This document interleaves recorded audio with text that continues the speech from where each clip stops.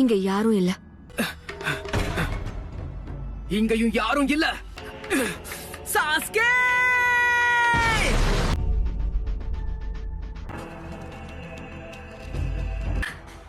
Sakura. Sasuke.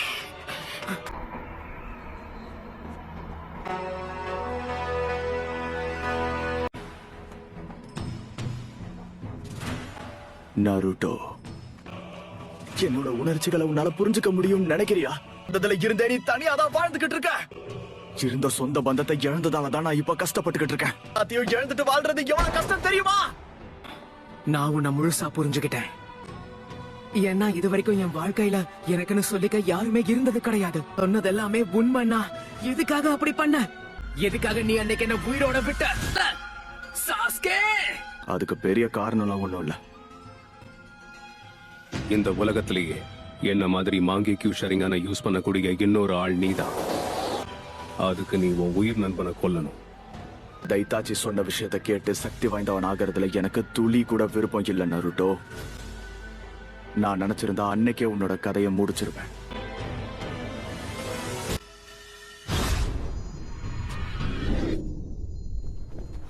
நானும் நிறைய யோசிச்சு பார்த்தேன்.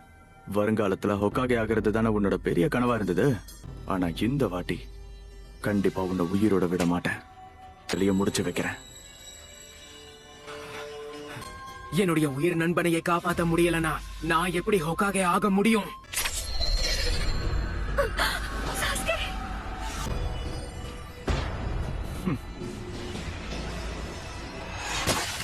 நீ வருவன்னு தெரியும் நருட்டோ. நம்ம சக்தி என்னன்னு அவனுக்கு காட்டியே ஆகணும். அடாடா, இன்னும் எதுக்காக தாமதிக்கிற? சக்தி உனக்கு கண்டிப்பா தேவை. அதை உன்னால மறுக்க முடியாது. யாரோட உயிரை எடுக்கணும்னு மட்டும் சொல்லு, நான் பாத்துக்கிறேன். நான் சொல்றத மட்டும் செய். அந்த சீலை உடனடியா தகர்த்தெறிஞ்சிடு.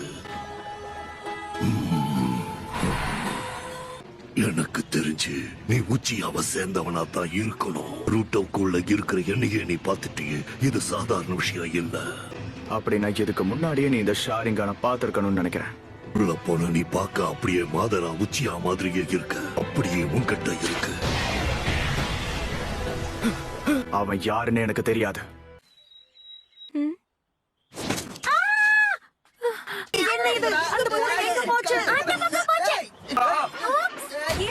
எப்படி வந்தீங்க? நான் முதல்ல போய் இந்த டெலிவரியை கொடுத்துட்டு வரேன். ஒரு நருட்டோ நில்லு. கோனோஹாமாரு.